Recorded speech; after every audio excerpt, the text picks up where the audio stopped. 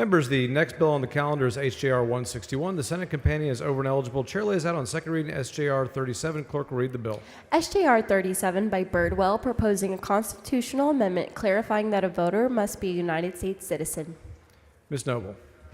Thank you, Mr. Speaker. Members, our Constitution currently lists 3 reasons that make a person ineligible to vote. This is the Texas Constitution. Too young, being determined by a court to be mentally incompetent. Third one is convicted for certain felonies. SJR 37 gives the citizens of Texas the decision in November if we should add citizenship to our constitutionally important criteria for those who may vote. Mr. Romero, for what purpose? Does the gentlelady yield for questions? Does the gentlelady yield for questions? I do. She yields for questions. Thank you, Ms. Noble. So, out of curiosity, we've had a lot of discussion about the necessity to, and you and I had a conversation yesterday about your bill, and your position is you were just wanting to line up the Texas Constitution with the U.S. Constitution. Is that correct? Well, it's interesting that you should ask that because the U.S. law actually says that that states that it's unlawful for any alien to vote in any election of federal elections or state elections, but it does. The U.S. rules actually allow for aliens to vote in such other purpose under a state constitution or statute at local ordinance. So I think it's important that in Texas we nail down that that is not going to be a local ordinance that we allow.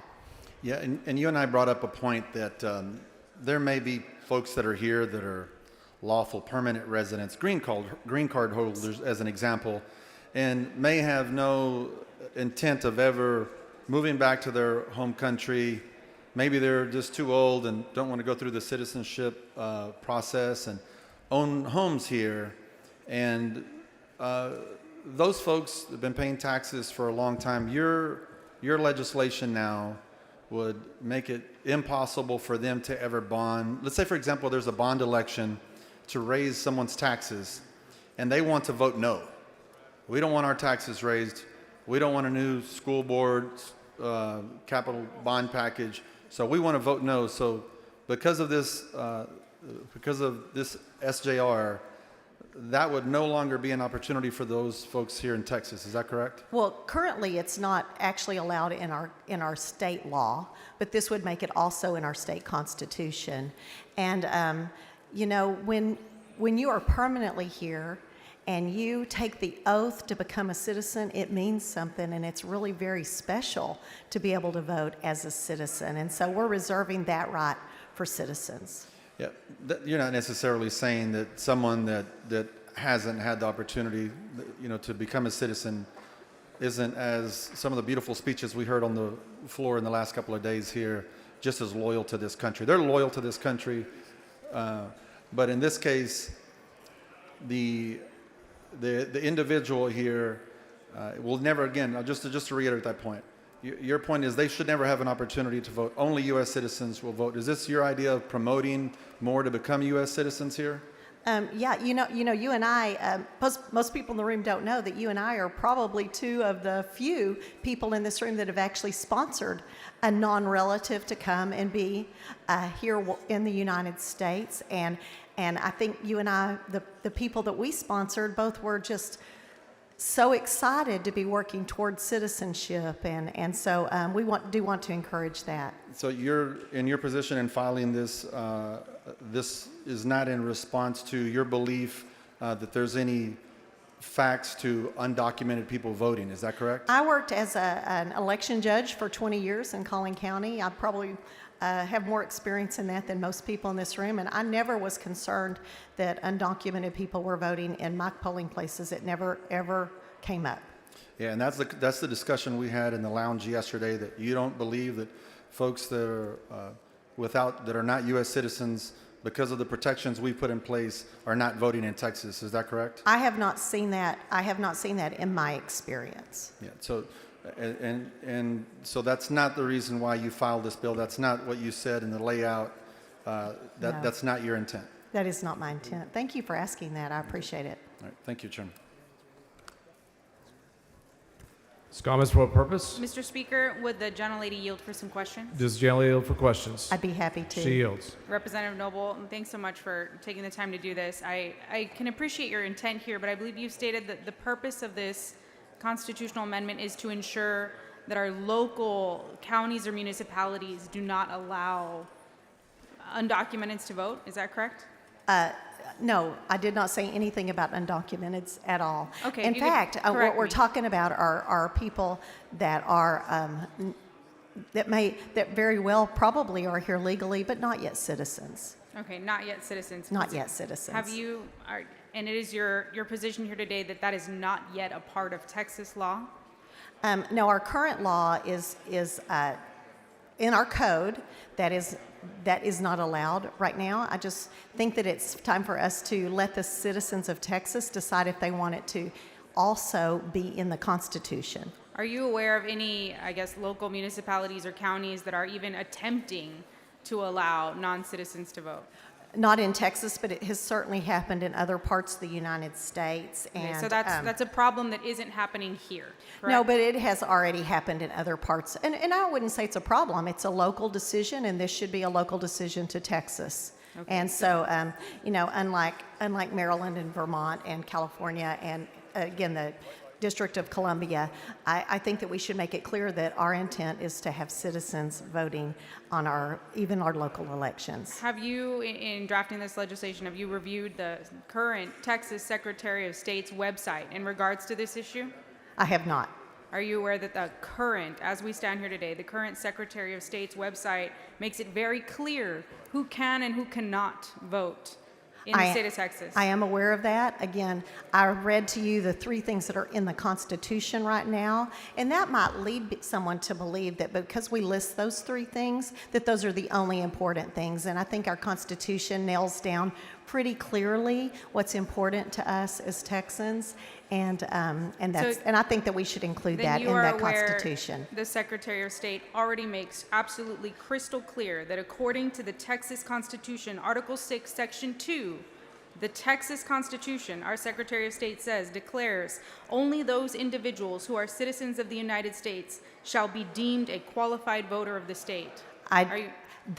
She is basing that on our laws and on our She's codes. basing this on Article 6, Section 2 of the Texas Constitution. I am pointing, the place where I am putting this is in the part that lists the reasons that make a person ineligible to vote, and that is where we need to put this constitutional amendment. So it's your understanding that the Secretary of State is incorrect in stating only individuals who are citizens of the U.S. shall vote in Texas? I'm saying that this constitutional amendment places it in the Constitution where we state who is ineligible to vote. So you think we should state it a second time in the I Constitution? think we should state it very clearly here in this part of the Constitution. What is unclear about Article 6, Section 2? Only a citizen of the United States shall be deemed a qualified voter.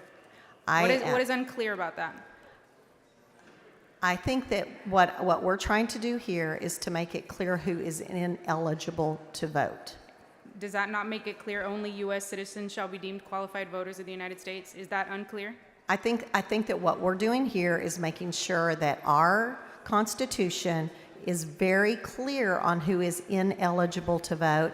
And I just want to say that I think that what we're doing here is important to our voters, and I think it's really, we're just making sure that when any question comes up, that it is very, very clear who we expect to vote in our state. So according to the Secretary of State, if it's unclear that quote-unquote only U.S. citizens shall be deemed voters of the state, I am not the speaking on... Secretary of State also directs us to sections 11.001 and 002 of the Elections Code, which further state, to be eligible to vote in an election in Texas, a person must be a qualified voter, i.e. must be a U.S. citizen. So the Secretary of State of Texas, are you aware now, already says it on 2 separate occasions But then in that- Texas law, 1 being the Constitution and 2 being in statute, that you must be a United States citizen to vote in the state of Texas. What about that is unclear on 2 separate occasions?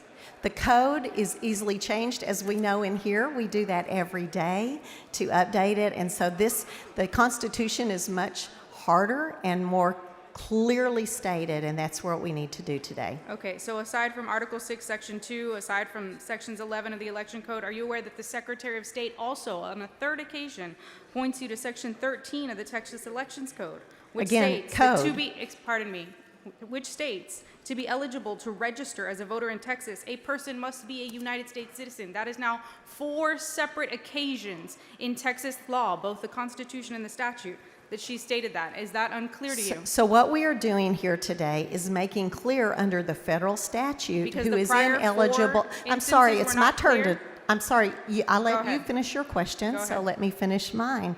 I'm so glad you have stated that because it's really important here that we're clarifying under the federal statute, the federal rules, that who is ineligible to vote in Texas. And so that's why I think that this is necessary and needed for the voters of our state to be very clear, especially at local elections, what our intent is.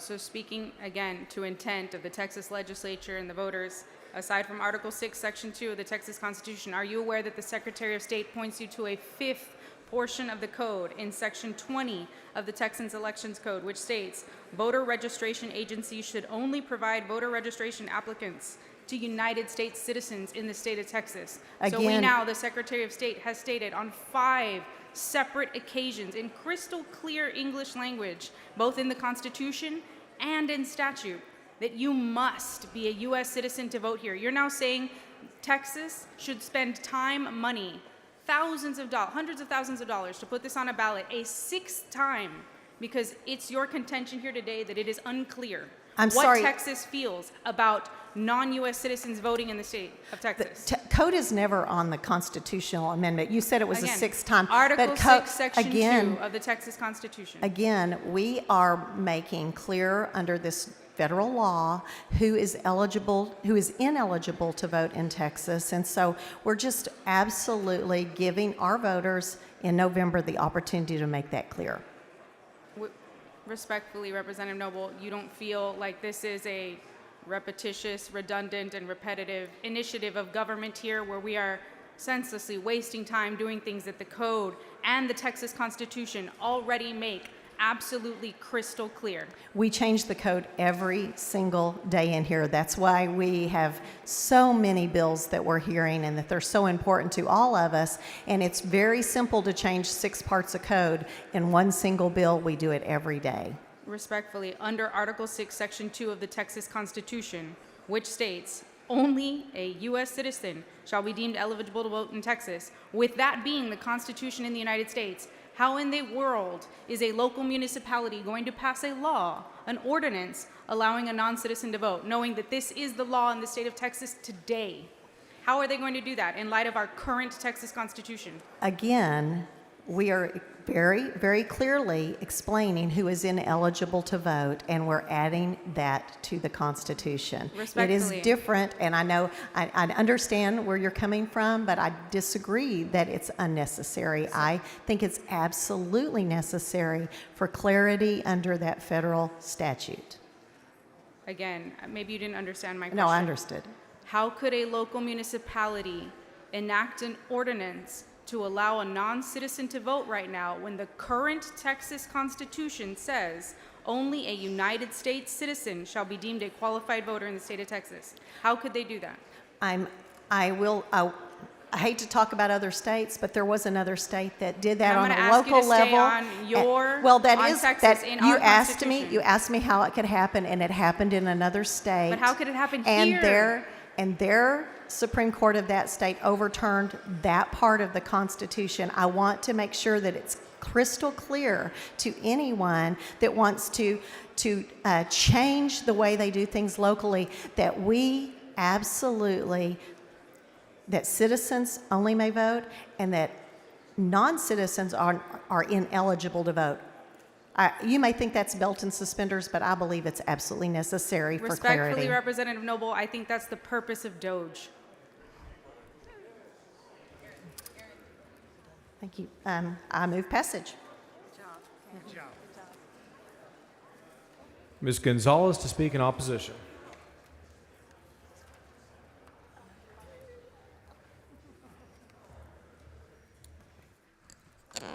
Thank you, Mr. Speaker. Members, I have 2 wishes for today. My first wish is that I wasn't having to give an opposition speech to a bill by my friend. My second wish is that we lived in a different world and in a different place in this moment in time. You see, if we were just having this conversation about the policy in front of us, it might be a different conversation. But we don't live in that world. We live in a world right now where there is a lot of anti-immigrant rhetoric, policies, actions, and those dynamics have real consequences. The worst moment of my 13-year political career happened a few years ago when I got off a plane and turned on the news and saw dozens of the people of my community had been killed through the Walmart shooting. And after you investigate that moment, you recognize that that young person who drove over 500 miles to target people who were immigrants and Latinos, that the reason he came was because of the rhetoric that was being shared about the immigrant community. There is no one on this floor who wants people who are not eligible to vote to vote.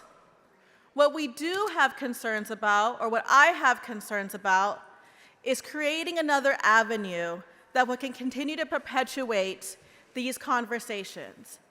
If the conversation about this policy was just me and my friend, Representative Noble, I would have a lot of faith about how we could have that conversation.